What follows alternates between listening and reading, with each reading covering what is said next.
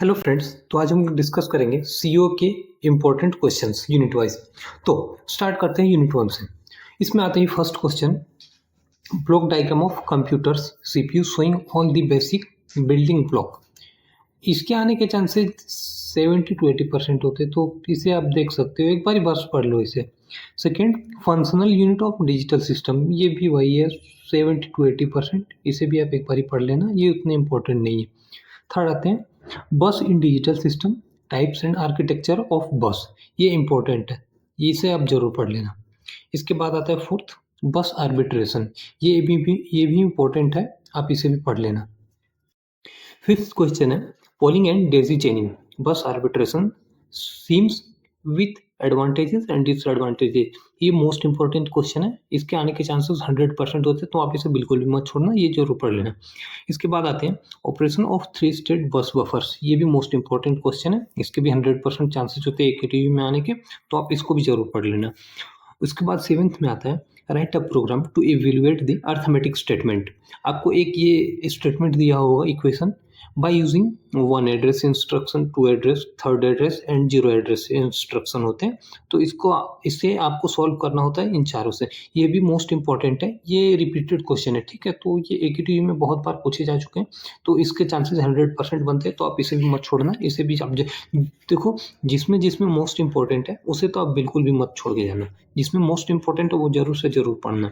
इसके बाद आता है question number 8, what is stack, organisation of register stack, what is push and pop in stack, इसके 70 to 80% होते हैं, तो आप इसे भी एक बार जरूर पढ़ लेना। इसके बाद आती है सेकेंड यूनिट। सेकेंड यूनिट की फर्स्ट क्वेश्चन है sequential ALU using proper diagram, ठीक है, इसे आप पढ़ लेना, इसके चांसेस होते हैं 70 to 80% आने के, ये प्रीवियस ईयर में पूछे गए हैं कभी कभी, तो आप इसे एक बार पढ़ लेना। सेकंड आता है booth algorithm with flow chart, booth multiplication, ये रिपीटेड क्वेश्चन है, मैक्सिमम ये हर बार पूछे ही जाते हैं, ठीक है, कि ईटीयू में, तो आप इसे 100% चांसेस मान सकते हो कि ये पूछे जाएंगे इस बार भी, तो आप इसे जरूर पढ़ लेना। इसके बाद आता है third question, I triple E standard single double precision, ये भी मोस्ट इंपॉर्टेंट क्वेश्चन है, प्रीवियस ईयर क्वेश्चन आप देखोगे तो ये आपको रिपीटेड मिल जाएंगे, तो आप इसे मत छोड़ना, इसे जरूर पढ़ लेना, ठीक। इसके बाद आता है fourth question, design A 4 bit carry look ahead adder and explain its operation with an example, ये भी मोस्ट इंपॉर्टेंट है, देखो जिसमें जिसमें मोस्ट इंपॉर्टेंट है उसे तो बिल्कुल भी नहीं छोड़ना, उसे जरूर से जरूर करना है, ठीक है। इसके बाद आता है क्वेश्चन फिफ्थ, 4 बिट मल्टीप्लायर, आप इसे भी पढ़ लेना। सेकेंड यूनिट में 5 क्वेश्चन है, तो आप 5 क्वेश्चन तो एक यूनिट से ही कर सकते हो आराम से। इसके बाद आते हैं हम लोग third unit, instruction with format and types of instruction, इस ये 2 मार्क्स के क्वेश्चन है, ये 2 मार्क्स में आ सकते हैं, ठीक है। इसके बाद आती है question second, instruction cycle with its type, इसे भी आप 70 to 80% मान सकते हो, इसे आप पढ़ लेना। इसके बाद थर्ड क्वेश्चन आता है micro operation, types of micro operation, ये भी आप देखोगे तो 3-4 साल में एक बार पूछ लिया जाता है, ठीक है, तो आप इसे भी पढ़ लेना, क्योंकि एक एटीयू है, ये कुछ भी कर सकती है, ठीक है, तो आप जानते ही होगे, तो आप इसे भी पढ़ लेना।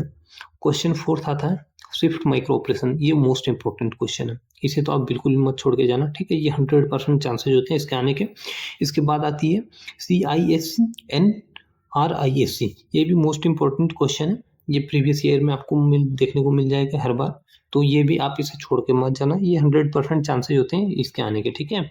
इसके बाद है क्वेश्चन नंबर 6 पाइपलाइनिंग, ये तो कन्फर्म है, ये 7 मार्क्स में क्वेश्चन कन्फर्म आएगा ही आएगा, तो इसे तो बिल्कुल मत छोड़ना, ठीक।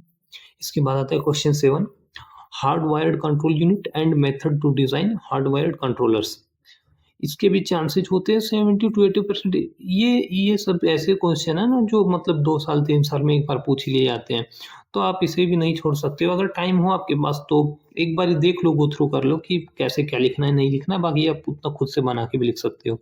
इसके बाद आता है question 8, advantages and disadvantages of hardwired and softwire control unit, आप अगर इस क्वेश्चन को कर लेते हो तो मैक्सिमम इसमें से कवर्ड हो जाएंगे इसके, ठीक है, आप खुद से उसके देख पढ़ोगे तो पता चल जाएगा कि इसके क्या एडवांटेजेस हैं डिसएडवांटेजेस हैं, तो आप इसे खुद भी बना के लिख सकते हो। चलो इसके बाद आता है यूनिट फोर्थ। यूनिट फोर्थ में फर्स्ट क्वेश्चन है मेमोरी हायरार्की, ठीक है, ये 2 मार्क्स में जनरली पूछे जाते हैं। इसके बाद आता है क्वेश्चन नंबर 2, एसरैम, डीरैम एंड सेमीकंडक्टर्स। तो इसके भी आने के चांसेस बहुत हैं, तो आप इसे ज़रूर पढ़ लेना। इसके बाद आता है कमर्शियल 8x8 बिट डीरैम चिप। इसके मान लो चांसेस आप 90% कि ये पूछे जाएँगे, तो आप इसे पढ़ लेना। क्वेश्चन 4th आता है मेन मेमोरी यूजेस इन कंप्यूटर सिस्टम। इसे भी आप 90% मान सकते हो। क्वेश्चन 5th है cache memory and cache memory mapping और इसके न्यूमेरिकल, ये बहुत इंपॉर्टेंट है। आप इसे 100% मान सकते हो कि इस यूनिट से ये क्वेश्चन आपको देखने को मिल जाएगी, ठीक है। इसके बाद आते हैं क्वेश्चन नंबर 6, ऑक्सिलरी मेमोरी। इसके भी आप 70 टू 80% चांसेस मान सकते हो कि ये आपको देखने को मिल जाएंगे। इसमें इसके बाद आता है कंटेंट एड्रेस मेमोरी। इसे भी इम्पोर्टेंट, मोस्ट इम्पोर्टेंट में आप रख सकते हो। देखो इस यूनिट में टोटल मैंने बताए हैं 7 क्वेश्चन, ठीक है। तो ये एक तो हो गए 2 मार्क्स के, बचे आपके 6 क्वेश्चन। तो अगर आपको तीनों के दो 7 मार्क्स के अटेम्प्ट करने हैं, तो एटलीस्ट आपको ये 6 क्वेश्चन तो करने ही पड़ेंगे, ठीक है, ताकि आप दोनों अटेम्प्ट कर लो। इसके बाद आती है यूनिट 5th।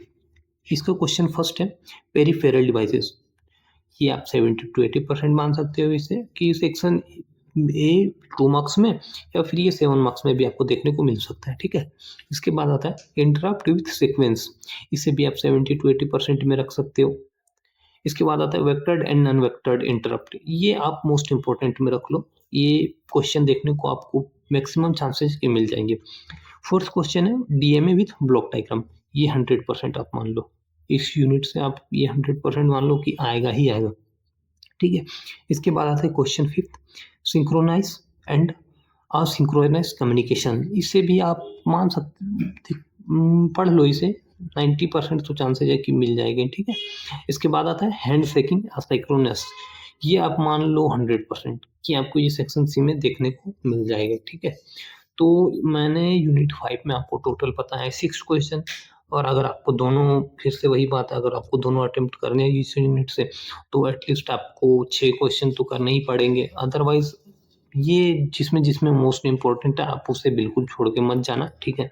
और अगर आपने अभी तक कुछ नहीं पढ़ा और अगर आप चाहते हो कि मैं 2 या 3 यूनिट पढ़ लूँ जो एजी है सीओए का, तो देखो सबसे सेफेस्ट यूनिट, ईजीएस्ट यूनिट अगर बोले तो यूनिट 4, यूनिट 5 एंड यूनिट 2। ये तीनों यूनिट आप कर सकते हो, जिससे आप 35 टू 40 मार्क्स आराम से गेन कर सकते हो। मैंने जितना बताया अगर आप उतना कर लेते हो तो 35 से 40 नंबर आप गेन कर सकते हो, ठीक है, सीओए में। और एक बात है ये कि हमारी यूनिवर्सिटी है एकेटीयू, तो भाई पढ़ लो, ठीक है, लेकिन ऐसा नहीं है कि 100% मिल ही जाएगा इससे क्वेश्चन। हाँ, लेकिन चांसेस है कि मिल जाएँगे 80 टू 90%। बाकी एकेटीयू है, तो अभी तक आप सेकंड ईयर में आ गए हो, तो आपको समझ में आ गई होगी कि ये कैसी यूनिवर्सिटी है। चलो ठीक है, मिलते हैं फिर नेक्स्ट वीडियो में। Thank you. हाँ, मैं एक और बात बताना भूल गया आप लोगों को। अगर आप लोगों को इन इम्पोर्टेंट क्वेश्चन की पीडीएफ चाहिए, तो आप हमारे टेलीग्राम ग्रुप को जॉइन कर लेना, ठीक है। आपको इसका लिंक मेरे डिस्क्रिप्शन में मिल जाएगा। वहाँ आपको इसके पीडीएफ मिल जाएँगे और भी सब्जेक्ट्स के इम्पोर्टेंट क्वेश्चन मिल जाएँगे, नोट्स मिल जाएँगे, तो आप उसे वहाँ ज़रूर जॉइन कर लेना, ठीक है। चलो, थैंक यू।